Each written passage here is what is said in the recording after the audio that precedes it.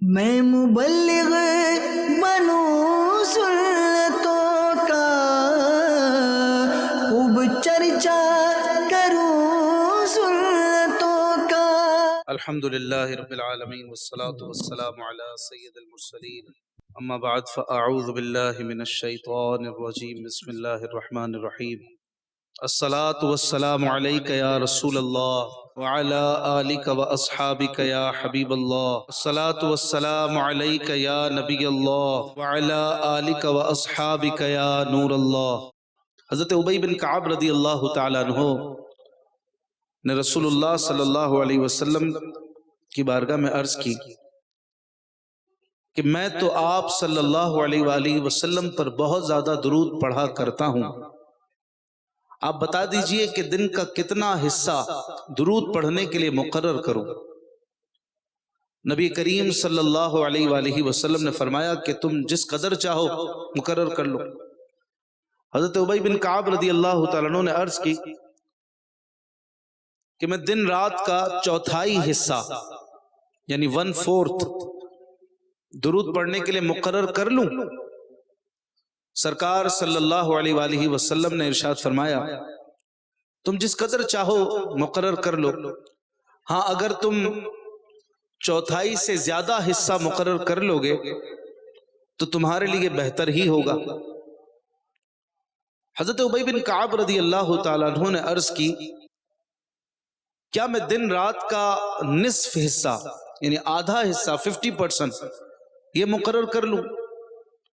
حضور صلی اللہ علیہ وآلہ وسلم نے فرمایا کہ تم جس قدر چاہو مقرر کر لو، اور اگر اس سے بھی زیادہ مقرر کرو تو تمہارے لیے بہتر ہی ہوگا۔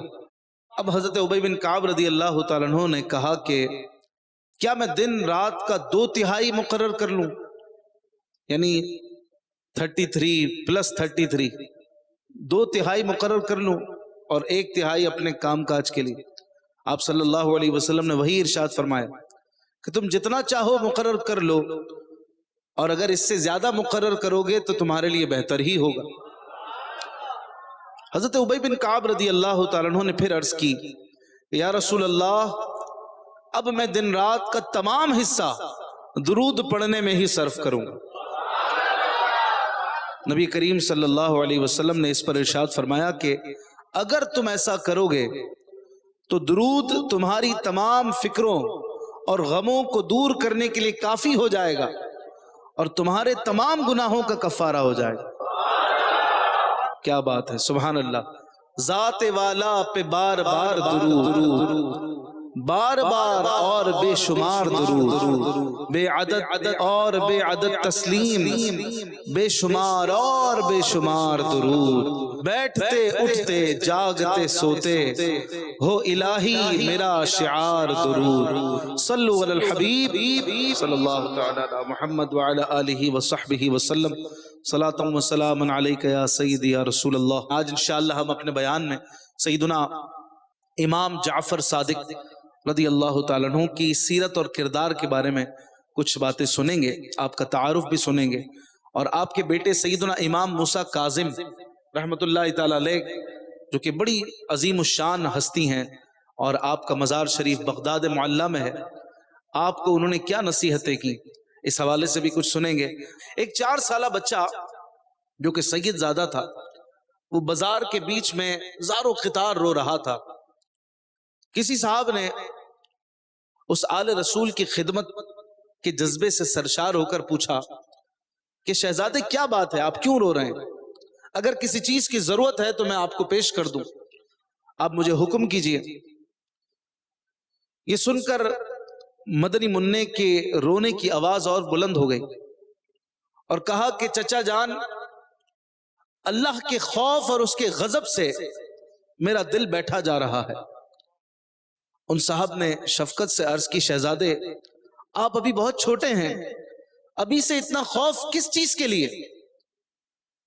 اطمینان رکھیے، بچوں کو تو عذاب نہیں دیا جائے گا۔ یہ سن کر بچے کا خوف مزید نمایاں ہو گیا اور روتے ہوئے اس کی ہچکیاں بند گئیں اور کہنے لگا چچا جان، میں نے دیکھا ہے کہ بڑی لکڑیاں سلگانے کے لیے پہلے چھوٹی لکڑیوں کو آگ میں ڈالا جاتا ہے، ان کے گرد چھوٹی چھوٹی لکڑیاں چن دی جاتی ہیں اور ان کی وجہ سے آگ جلدی بھڑکتی ہے، پھر بڑی لکڑیوں کو ڈالا جاتا ہے۔ میں ڈرتا ہوں کہ ابو جہل اور ابو لہب جیسے بڑے بڑے کافروں کو جہنم میں جلانے کے لیے کہیں مجھے آگ میں نہ ڈال دیا جائے، یعنی میں چھوٹا ہوں تو مجھ چھوٹے کو آگ میں نہ ڈال دیا جائے تاکہ آگ بھڑک جائے۔ اللہ اکبر۔ محترم اسلامی بھائیوں، آپ جانتے ہیں اس خوف خدا کے عظیم پیکر سید زادے کا نام کیا تھا؟ جی ہاں، وہ ہمارے ٹوٹے دلوں کے سہارے، اہل بیت اطہار کے عظیم تارے سیدنا امام جعفر صادق رضی اللہ تعالیٰ عنہ تھے۔ وہ ہستی کے جن کے لیے ہمارا عقیدہ ہے کہ یہ تو نور علی نور ہیں۔ اعلیٰ حضرت لکھتے ہیں نا، تیری نسل پاک میں ہے بچہ بچہ نور کا، تو ہے عین نور، تیرا سب گھرانہ نور کا۔ سب گھرانہ جو نور کا ہے، ان کا رب سے ڈرنے کا عالم کیا ہے، ان کی خوف خدا کی کیفیت کیسی ہے کہ وہ سر بازار رو رہے ہیں اور گویا لوگوں کو بھی خوف خدا کا درس دے رہے ہیں، سننے والوں کو بھی درس دے رہے ہیں کہ میں اللہ تعالیٰ سے کیسا ڈرتا ہوں۔ محترم اسلامی بھائیوں، یہ سیدنا امام جعفر صادق رضی اللہ تعالیٰ عنہ تھے۔ صرف 4 سال کی عمر میں آپ کی ایسی کیفیت تھی کہ اللہ عز و جل کے خوف کا یہ عالم تھا۔ آج کل کے 4 سال کے بچے کی کیا کیفیت ہوتی؟ 4 سال کا بچہ تو ٹھیک طرح بات بھی نہیں کر سکتا، اسے کارٹون دیکھنے، گیم کھیلنے سے فرصت نہیں ہوتی اور اس طرح سے اپنا وہ دن گزارتا ہے۔ لیکن ان اللہ والوں کا بچپن بھی کیسا عظیم بچپن تھا کہ یہ حضرات بچپن سے ہی خوف خدا کے پیکر اور ایک زبردست عقل رکھنے والے تھے، اور اللہ تعالیٰ کی رحمت اور اس کے خوف کا شعور انہیں بچپن ہی سے حاصل تھا۔ یہ معرفت اور یہ شعور، یہ بڑی زبردست اللہ کی نعمت ہے، وہ جسے چاہے عطا فرمائے۔ یہ امام جعفر صادق رضی اللہ تعالیٰ عنہ امام حسین رضی اللہ تعالیٰ عنہ کے پر پوتے ہیں، امام عالی مقام کے پر پوتے، امام زین العابدین کے پوتے، امام باقر کے بیٹے، اور آپ کا نام ہے امام جعفر، آپ کا لقب ہے صادق۔ اتنا سچ بولتے تھے کہ آپ کو لوگ صادق کے نام سے پکارتے تھے۔ ننھی سی عمر میں خوف خدا کا یہ عالم ہے کہ آنسوؤں کی برسات رہتی تھی آپ کی آنکھوں میں، جہنم کا خوف اور جہنم سے بچنے کی سوچ یہ انہیں ڈراتی رہتی تھی، اور بچپن ہی سے لوگ انہیں خوف خدا سے ڈرا اور سہما ہوا دیکھا کرتے تھے۔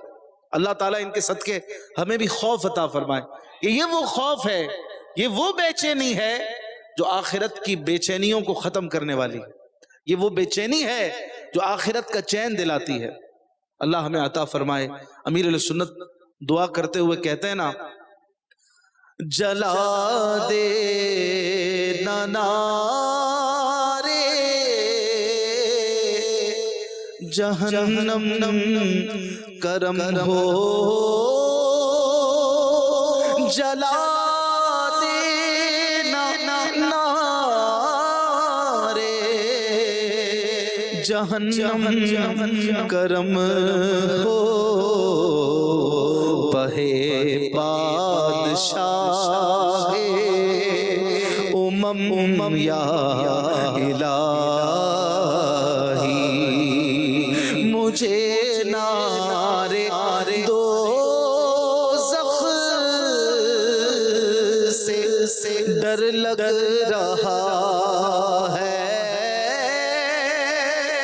مجھے نارے دوزخ سے ڈر لگ رہا ہے، ہو مجھ ناتواں پر کرم یا الہی، ہو مجھ ناتواں پر کرم یا الہی، بڑی کوششیں کی گناہ چھوڑنے کی، بڑی کوششیں کی گناہ چھوڑنے کی، رہے ناکام ہم یا الہی، رہے ناکام ہم یا الہی، مجھے سچی توبہ کی توفیق دے دے، مجھے سچی توبہ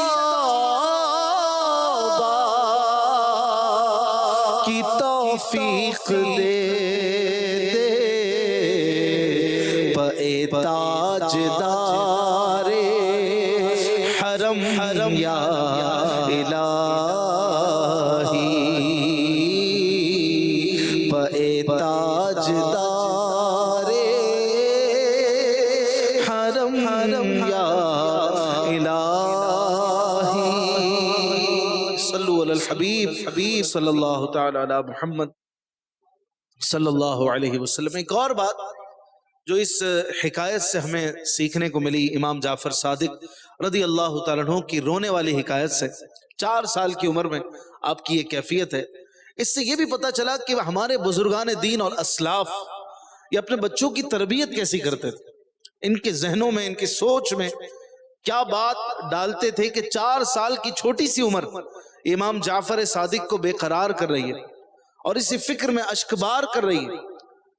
4 سال کی عمر میں ایسی سوچ تب ہی بن سکتی ہے جب گھر میں خوف خدا سے معمور والدین ہوں، یہ سوچ اسی وقت بن سکتی ہے جب گھر میں دنیا کے غموں کے بجائے آخرت کے غم میں والدین آنسو بہاتے ہوں، جب گھر میں پاکیزہ سوچ ہو، نمازوں کا اہتمام ہو، تلاوت قرآن ہو، مدنی سوچ ہو، اللہ رسول کی نافرمانی کو برا سمجھا جاتا ہو، گھر میں پردے کا اہتمام ہو، گھر میں جھوٹ سے نفرت ہو، گھر میں سچ بولنے کی تربیت ہو، گھر میں فلمیں ڈراموں سے بچایا جاتا ہو، گھر میں میوزک کو بچوں کے سامنے کنڈیم کیا جاتا ہو، اس کی برائی اور مذمت بیان کی جاتی ہو، بچوں کو روکا جاتا ہو، پھر بچوں کی سوچ یہ پاکیزہ بنے گی، صاف ہوگی، اور بچوں کا ذہن بنے گا کہ اللہ کی نافرمانی کیا ہے، اللہ کی فرما برداری کیا ہے۔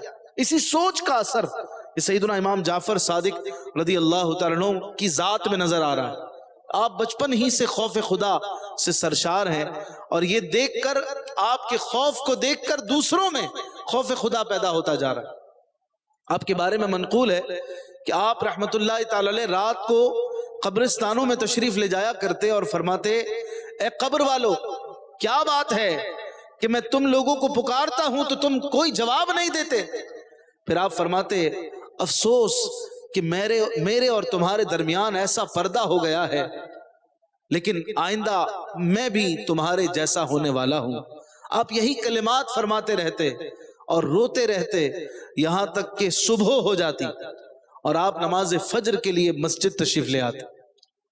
یہ بھی خوف خدا کا ایک انداز ہے، دل کو نرم کرنے کی ایک بات ہے کہ قبرستان جا کر اپنی موت کو یاد کیا جائے۔ یہ اللہ والوں کا حال ہے۔ ہم تو قبرستان جا کر بھی دنیاوی باتوں میں لگ جاتے ہیں، کسی کی تدفین میں ہوتے ہیں تو دنیاوی باتیں، بزنس کی باتیں، اور عجیب و غریب ماحول آج کل جنازوں میں اور تدفین میں نظر آنے لگا ہے۔ الامان والحفیظ کہ مسلمان، پہلے کے مسلمان دوسروں کی موت پر اپنی موت یاد کرتے تھے، اور آج کے لوگوں کا یہ عالم ہے کہ دوسرے کی موت پر اس کی موت کا غم بھی اب کم ہوتا جا رہا ہے، اس کی موت پر بھی وہ غم، وہ کیفیت ہمیں نظر نہیں آتی، چاہے جائے کہ اپنی موت کو یاد کر۔ تو یہ ہے دلوں کی سختی کا حال۔ میں اپنے لیے عرض کر رہا ہوں، اور ہمیں کسی پر حکم نہیں لگانا، ہمیں اپنے اوپر غور کرنا کہ ہماری یہ دل کی کیفیت کیسی ہے جو ہمیں سخت سے سخت تر کرتی جا رہی۔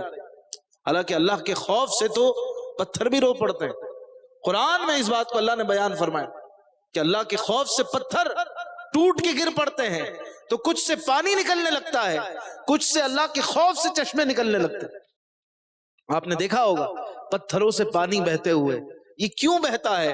قرآن نے یہ معاملہ حل کیا ہے۔ اللہ پاک فرماتا ہے وَإِنَّ مِنَ الْحِجَارَةِ لَمَا يَتَفَجَّرُ مِنْهُ الْأَنْهَارُ وَإِنَّ مِنْهَا لَمَا يَشَّقَّقُ فَيَخْرُجُ مِنْهُ الْمَاءُ وَإِنَّ مِنْهَا لَمَا يَهْبِطُ مِنْ خَشْيَةِ اللَّهِ، پتھروں میں ایسے پتھر ہیں جن سے پانی نکلتا ہے، اور بعض ایسے ہیں کہ جو اللہ کے خوف سے پھٹ جاتے ہیں۔ پتھروں کی یہ کیفیت ہو اور میرے دل کی پتھر سے بھی زیادہ بری حالت، اس پر بندے کو اور غم کرنا چاہیے۔ جس کو رونا نہ آئے اسے رونا نہ آنے پر رونا چاہیے، اور غمگین ہونا چاہیے کہ میرا دل کیوں پتھر ہوتا جا رہا ہے، میرا دل کیوں سخت ہوتا جا رہا ہے کہ میں قبرستان جاتا ہوں تو بھی مجھے موت یاد نہیں آتی، کسی کے جنازے کا اعلان سنتا ہوں تو موت یاد نہیں آتی، اور میری یہ کیفیت بڑھتی جا رہی ہے۔ اللہ عز و جل کی خفیہ تدبیر سے بندہ ڈرے کہ کہیں یہ سختی، یہ میرے دل کی کیفیت میرا ایمان برباد نہ کرتے۔ کہ ڈرتے رہیں، ان بزرگوں کی کیفیات کو سنیں اور پڑھیں تو اپنی لائف ہمیں کچھ بھی نظر نہیں آئے، ہماری زندگی تو کچھ ہے ہی نہیں، ہمارا عمل تو کچھ ہے ہی نہیں جب ان بزرگوں کو دیکھتے ہیں۔ اللہ ہمیں ان کی نقش قدم پہ چلائے۔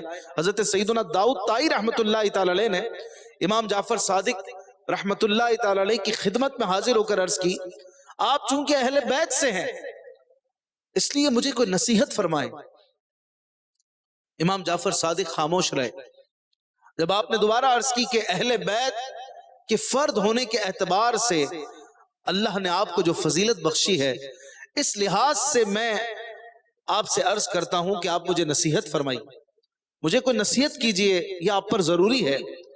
یہ سن کر امام جعفر صادق رحمت اللہ تعالی علیہ نے فرمایا، ارے مجھے تو خود یہ خوف لاحق ہے کہ کہیں قیامت کے دن میرے جد اعلیٰ، میرے نانا جان رسول اکرم صلی اللہ علیہ وسلم میرا ہاتھ پکڑ کر یہ نہ پوچھ لیں کہ اے جعفر تو نے خود میری پیروی کیوں نہ کی، کیونکہ نجات کا تعلق نسب سے نہیں، اعمال صالحہ پر موقوف ہے، نیک کاموں پر موقوف ہے۔ یہ سن کر سیدنا داؤد طائی رحمت اللہ تعالی علیہ کو بہت عبرت ہوئی کہ جب اہل بیت کے خوف کا یہ عالم ہے تو میں کس گنتی میں آتا ہوں۔ اس واقعے میں دو چیزیں ہیں، ایک تو نصیحت نہ کرنا، ایک شخصیت آپ سے کہہ رہی ہے مجھے نصیحت کیجئے، میں کچھ سیکھنا چاہتا ہوں، تو اس ڈر سے نصیحت نہیں کر رہے، چپ رہے کہ میں آپ کو کیا نصیحت کروں، مجھے تو خود نصیحت کی ضرورت ہے کہ کہیں قیامت کے دن میرے آقا مجھ سے پوچھ نہ لیں کہ لوگ تجھے اہل بیت اہل بیت اہل بیت کہتے تھے اور تو نے میری پیروی نہ کی، لوگ تیری عزت کرتے تھے سید ہونے کے ناطے اور تو گناہوں میں لگا رہا۔ یہ ان کی عاجزی تھی۔ اور دوسرا پوائنٹ یہ ہے اس واقعے میں کہ یہ نصیحت نہ کرنا خود ایک نصیحت تھی، یہ بھی تو نصیحت ہے جو انہوں نے فرمایا کہ جو مجھے ڈر لگ رہا ہے، یہ کتنی زبردست نصیحت کہ جب اہل بیت کے اس عظیم فرد اور امام حسین کے پوتے کا یہ عالم ہے تو میں اور آپ کس گنتی میں آتے ہیں؟ ہمیں اللہ سے کتنا ڈرنا چاہیے، ہمیں کسی نسب پر کسی رشتے پر یہ نہ سوچ لینا چاہیے کہ بس اب یہ کافی ہو گیا، اب مجھے کچھ نہیں کرنا۔ پیارے محبوب صلی اللہ علیہ وسلم کہ اہل بیت کا خوف سنیں تو ان سے بڑی نسبت کس کو حاصل ہے؟ سرکار دو عالم صلی اللہ علیہ وسلم سے بڑی نسبت تو کوئی ہو ہی نہیں سکتی۔ اس کے باوجود ان حضرات کا خوف خدا، ان حضرات کی گریہ وزاری اور اللہ کا ڈر یہ ہمیں بھی ڈرا رہا ہے کہ ہمیں بھی چین سے بیٹھ نہیں جانا چاہیے۔ امیر اہل سنت مولانا الیاس قادری صاحب دامت برکاتہم العالیہ اپنے مالک و مولا کی بارگاہ میں عاجزی اور انکساری اور خوف خدا کے ساتھ جو اشعار لکھتے ہیں، آپ نے لکھا ہے نا، کس کے در پر میں جاؤں گا مولا، کس کے در پر میں جاؤں گا مولا، گر تو ناراض ہو گیا یا رب، گر تو ناراض ہو گیا یا رب، ہائے حسن عمل نہیں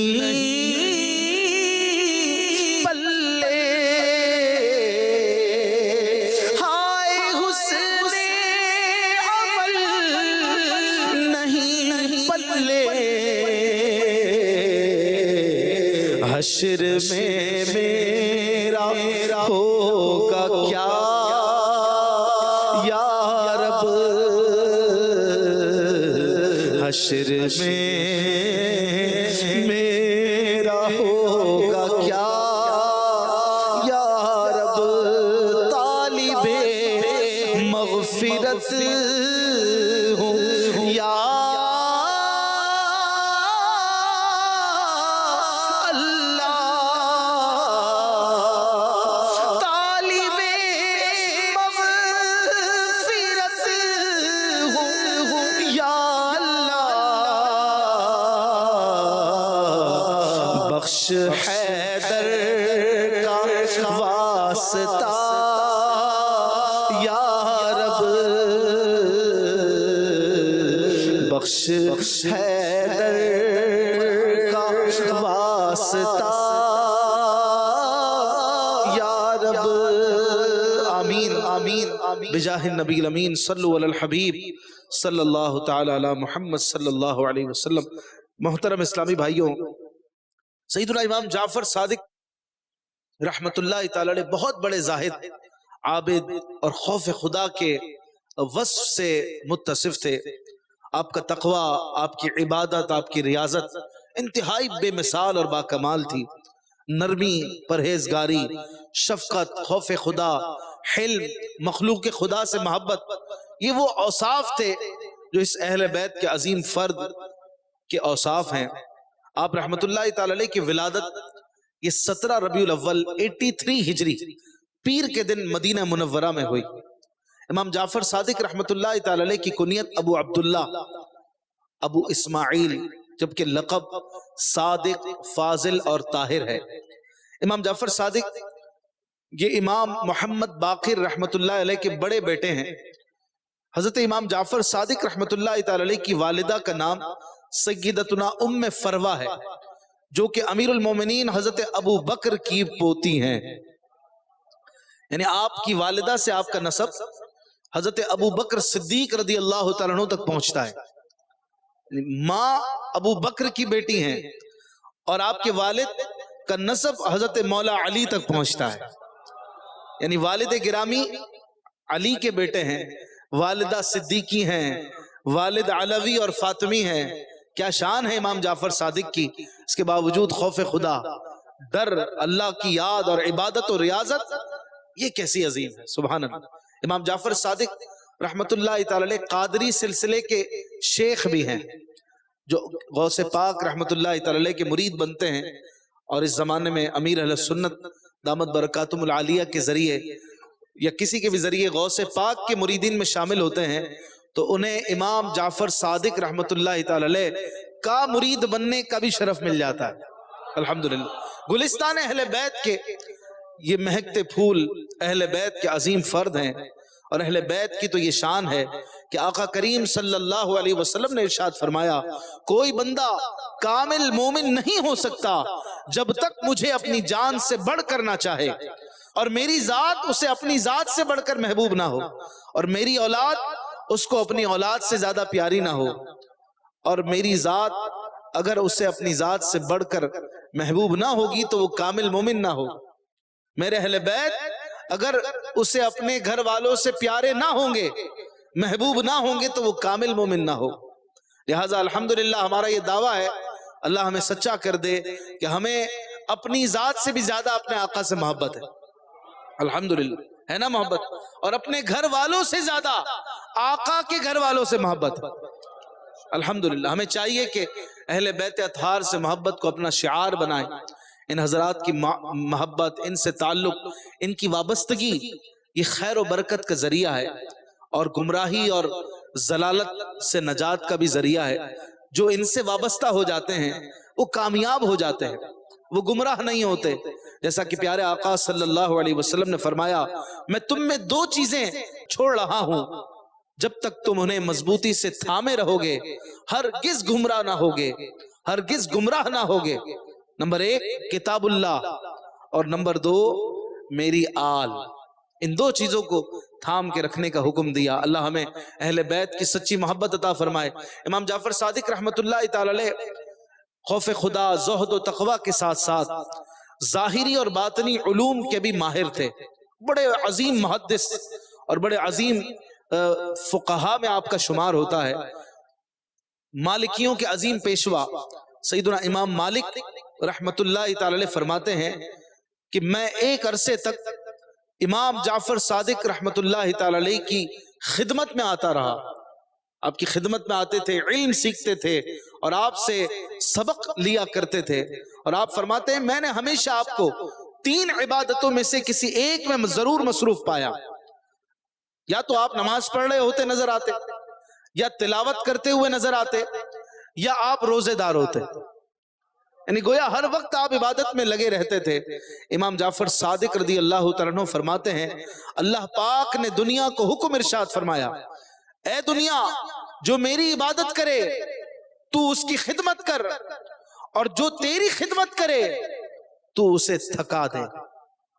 आए हाय, क्या नसीहत है और क्या बात है। जो दुनिया के पीछे लगा रहे दुनिया उसे थका देती है, और जो इबादत में लगा रहता है दुनिया उसकी खिदमत करने आ जाती है। सुभान अल्लाह, सुभान अल्लाह। इमाम जाफर सादिक की खिदमत में इमाम मालिक तशरीफ लाया करते, जो कि करोड़ों मालिकियों के पेशवा, लेकिन इमाम जाफर सादिक से सबक लिया करते।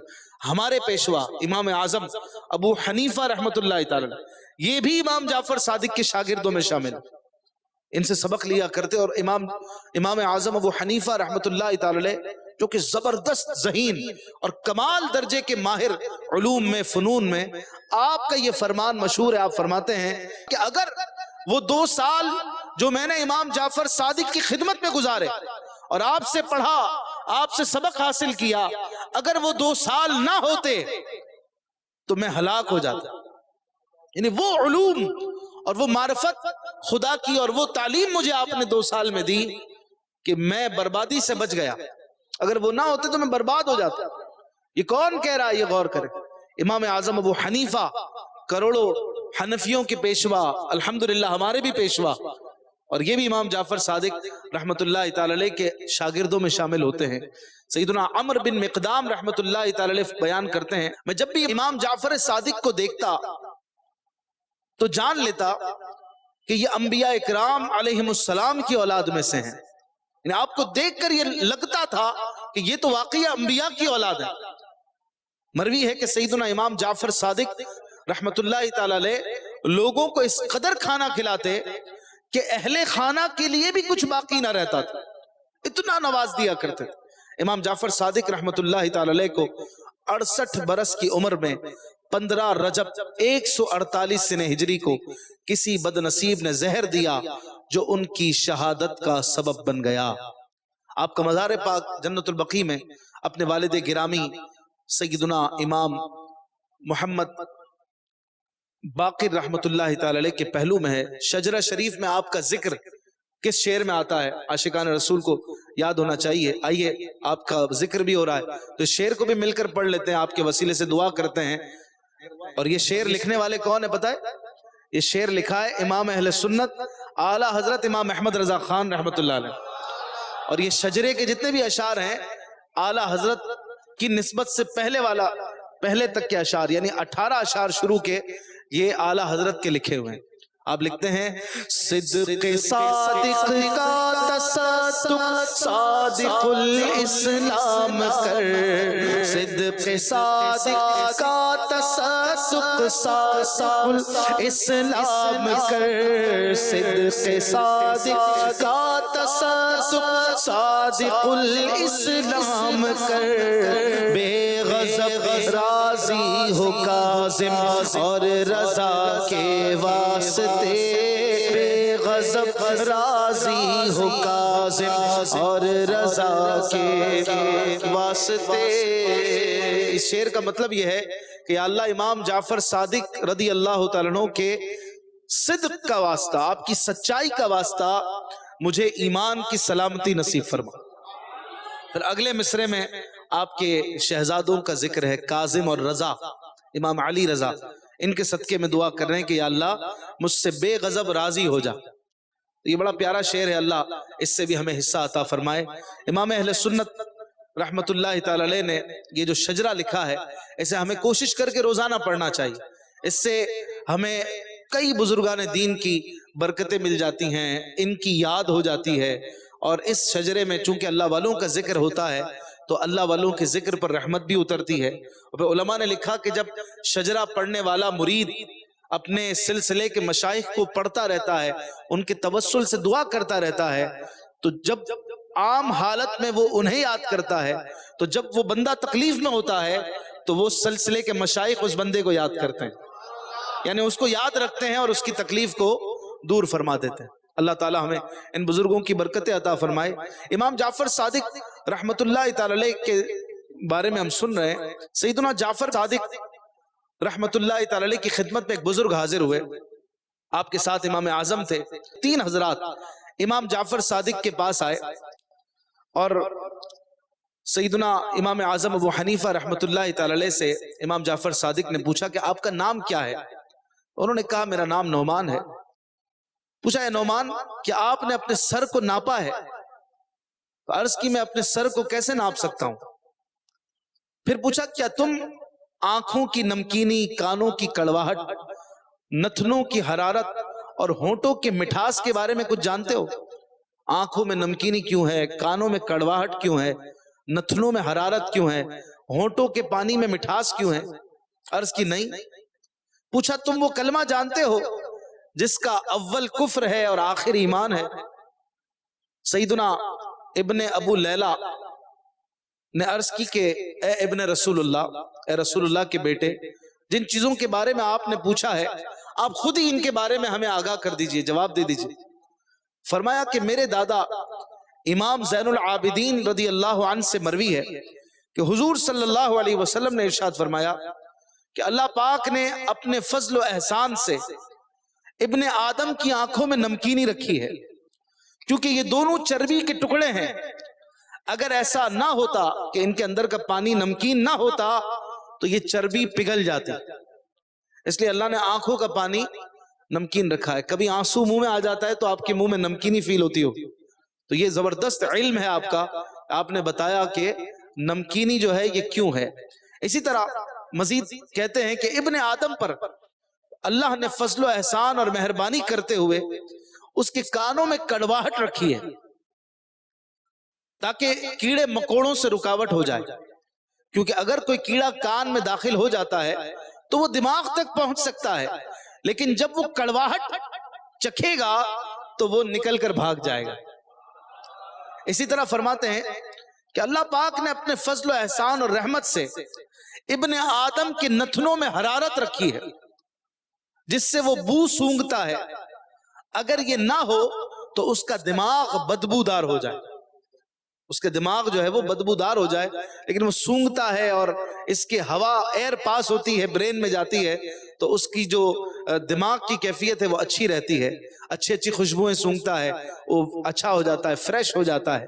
اسی طرح مزید فرماتے ہیں کہ اللہ پاک نے ابن آدم پر مہربانی اور فضل و احسان کرتے ہوئے اس کے منہ میں مٹھاس رکھی ہے، منہ کے پانی میں اور ہونٹوں میں مٹھاس رکھی ہے جس کے ذریعے وہ ہر چیز کا ذائقہ چکھتا ہے اور لوگ اس کی گفتگو کی مٹھاس سے بھی لطف اندوز ہوتے ہیں۔ اگر منہ کے پانی میں مٹھاس نہ ہو تو بندہ بے حال ہو جائے، بے چین ہو جائے۔ آپ نے نوٹ کیا ہوگا بخار میں منہ کی کیفیت کڑواہٹ والی ہو جاتی ہے، منہ کڑوا ہو جاتا ہے، بندے کو مزہ نہیں آتا، 1 2 دن 3 دن یہ کڑوے پانی کے ساتھ گزارا مشکل ہو جاتا ہے۔ اگر زندگی ایسے گزارنی پڑے تو بندے کا کیا حال ہو۔ اللہ نے منہ کا پانی میٹھا، آنکھوں کا پانی نمکین اور ناک میں حرارت اور کانوں میں کڑواہٹ جو رکھی ہے، یہ بھی اللہ کا انعام ہے، یہ بھی اللہ کا احسان ہے، اور یہ وہ علم ہے جو اللہ والوں کے پاس ہے اور جو اپنے علم سے ہمیں بتاتے ہیں۔ اور اس میں شک نہیں کہ یہ حضرت امام جعفر صادق رحمت اللہ تعالی علیہ کی کمال علمیت کی نشانی ہے کہ اللہ تبارک و تعالی نے آپ کو کیسا علم دیا تھا، جبھی تو امام اعظم ابو حنیفہ جیسے آپ کے شاگردوں میں شامل ہیں۔ پھر آپ رحمت اللہ تعالی علیہ کی جیسی زبردست تربیت ہوئی تھی، شروع میں ہم نے واقعہ سنا کہ آپ 4 سال کی عمر میں بھی خوف خدا سے رو رہے ہیں، جیسی آپ کی تربیت ہوئی تھی آپ بھی اپنی اولاد کی تربیت کے معاملے میں ایسے ہی تھے، اور آپ نے اپنے بیٹوں کی ایسی زبردست تربیت کی تھی کہ آپ کے بیٹے سیدنا امام موسیٰ کاظم رحمت اللہ تعالی علیہ اپنے وقت کے بہترین عالم اور مفتی بنے، ایک زبردست کامل پیر ہوئے، اللہ کے ولی بنے، اور طریقت و معرفت کے امام بن گئے۔ اور یہ سب کچھ آپ کے والد امام جعفر صادق رحمت اللہ تعالی علیہ کی تربیت کا فیضان تھا۔ یاد رکھیے کہ انسان جو بوتا ہے وہی کاٹتا ہے، ایسا نہیں ہو سکتا کہ بویا کچھ اور کاٹا کچھ، نکلے کچھ، ایسا نہیں ہو سکتا۔ یہی مثال اولاد کی ہے کہ والدین اولاد کی اسلامی طریقے سے تربیت نہیں کرتے، مگر توقع یہ رکھتے ہیں کہ ہمارے بچے بھی نیک بنے، پرہیزگار بنے، فرما بردار بنے، معاشرے میں عزت دار اور پاکیزہ کردار والے بنے۔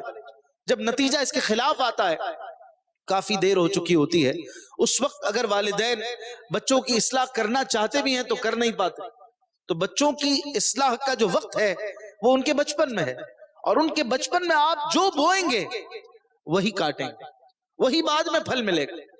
اور نارملی دیکھا جاتا ہے جو اسلامی تربیت کے ساتھ بڑے ہوتے ہیں، جو مدنی ماحول کے ساتھ بچے بڑے ہوتے ہیں، عام طور پر وہ اپنے والدین کی قدر کرتے ہیں، ان کی عزت کرتے ہیں، فرما برداری کرتے ہیں، اور اپنے ماں باپ کا خیال رکھتے ہیں۔ اور جو والدین اپنے بچوں کی اسلامی تربیت نہیں کرتے، انہیں جو کلچر دکھاتے ہیں وہ غیروں کا، جو باتیں سکھاتے ہیں وہ غیروں کی، سنت سے ہٹانے کی کوشش کرتے ہیں، ہر قسم کا فیشن ان کے اندر بھر دیتے ہیں، اور پھر چاہتے ہیں کہ یہ بچہ ہمارا فرما بردار بھی بنے، ہمارا خیال بھی کرے، احترام بھی کرے، کردار بھی اس کا پاک ہو، قرآن بھی پڑھے، نمازیں بھی پڑھے۔ یہ کیسے ہو سکتا ہے؟ یاد رہے والدین کی عظیم ترین ذمہ داریوں میں سے ہے کہ وہ اپنی اولاد کی اسلامی تربیت کرے، اور یہ ذمہ داریوں سے آج کل ایک بڑی تعداد جو ہے وہ جی چرا رہی۔ والدین بچوں کو ٹائم نہیں دیتے، ان کی تربیت نہیں کرتے، تربیت کرنا چاہیں، وقت دیں تو بھی تربیت کرنا نہیں آتا، کیونکہ ماں باپ کی خود تربیت نہیں ہوئی۔ اب امام جعفر صادق کی تربیت عظیم ہوئی تھی تو پھر وہ چیز آگے بھی منتقل ہوئی، وہ آگے ٹرانسفر ہوئی، اور پھر کیسے اس خاندان نے دین کا نام روشن کیا۔ امام جعفر صادق رحمت اللہ تعالی علیہ کے ایک شاگرد کے بارے میں ایک بزرگ کہتے ہیں کہ مجھے آپ کے شاگرد نے یہ بتایا کہ میں ایک مرتبہ امام جعفر صادق کی خدمت میں حاضر تھا، وہ شاگرد حاضر تھے، اور ساتھ ہی حضرت موسیٰ کاظم بھی بیٹھے ہوئے تھے۔ حضرت موسیٰ کاظم یہ امام جعفر کے بیٹے، اور امام جعفر اپنے بیٹے کو نصیحت کر رہے تھے، اور وہ شاگرد کہتے ہیں کہ چند باتیں جو میں یاد رکھ سکا وہ یہ ہیں کہ امام جعفر صادق نے فرمایا، اے بیٹے میری نصیحت قبول کر لو اور میری بات کو یاد رکھنا، اگر انہیں یاد رکھو گے تو زندگی اچھی گزرے گی اور تمہاری موت بھی قابل رشک ہوگی۔ امام جعفر صادق نے پھر نصیحت کرتے ہوئے اپنے بیٹے سے فرمایا کہ مالدار وہ ہے جو تقسیم الہی پر راضی رہے، اور جو دوسرے کے مال پر نظر رکھتا ہے وہ فقیری کی حالت میں ہی مرتا ہے۔ وہ کتنا ہی مالدار ہو جائے وہ پھر بھی کنگال ہی رہتا ہے، اس کا دل فقیر ہی رہتا ہے۔ تقسیم الہی پر راضی نہ رہنے والا گویا اللہ پاک کے فیصلے پر تہمت لگاتا ہے کہ اللہ تعالیٰ نے جس کو جو دیا وہ غلط دیا، معاذ اللہ۔ اپنی غلطی کو چھوٹا سمجھنے والا دوسرے کی غلطی کو بڑا سمجھتا ہے، اور دوسرے کی غلطی کو چھوٹا خیال کرنے والا اپنی غلطی کو بڑا سمجھتا ہے۔ یہ بھی نصیحت سے ہمیں سیکھنے کو ملا۔ ہم اپنے اندر قناعت پیدا کریں اور ہر حال میں اللہ پاک کا شکر ادا کریں اور اللہ تبارک و تعالیٰ کی رضا پر راضی رہیں۔ مزید امام جعفر صادق نے اپنے بیٹے کو نصیحت کرتے ہوئے فرمایا کہ اے میرے بیٹے، دوسرے کے عیبوں سے پردہ ہٹانے والے کے اپنے عیوب ظاہر ہو جاتے ہیں۔ بغاوت کی تلوار بلند کرنے والا اسی سے قتل کر دیا جاتا ہے، کسی کے لیے گڑھا کھودنے والا خود ہی اس میں جا گرتا ہے، بے وقوفوں کی صحبت میں بیٹھنے والا حقیر اور ذلیل ہو جاتا ہے، علماء کی صحبت میں بیٹھنے والا عزت پاتا ہے، برائی کے مقام پر جانے والے پر تہمت لگائی جاتی ہے۔ سبحان اللہ، کیسی پیاری پیاری نصیحتیں ہیں۔ مزید تیسری نصیحت کرتے ہوئے آپ نے اپنے بیٹے سے ارشاد فرمایا، اے میرے بیٹے، لوگوں پر عیب لگانے سے بچنا، ورنہ لوگ کل تم پر بھی عیب لگائیں گے۔ فضول باتوں سے بچنا، ورنہ ان کی وجہ سے تمہاری عزت میں کمی ہو جائے گی۔ سبحان اللہ۔ چوتھی نصیحت کرتے ہوئے آپ نے فرمایا، اے بیٹا، حق بات ہی کہنا، خواہ وہ تمہارے حق میں ہو یا تمہارے خلاف ہو، کیونکہ مذمت کا سامنا تمہیں اپنے دوستوں کی طرف سے ہی کرنا پڑے گا۔ اللہ اکبر، یعنی شریعت کی بات کرنا، ہمیشہ حق بات کرنا، چاہے تمہارا نفس بھی اسے نہ چاہ رہا ہو لیکن پھر بھی حق بولنا۔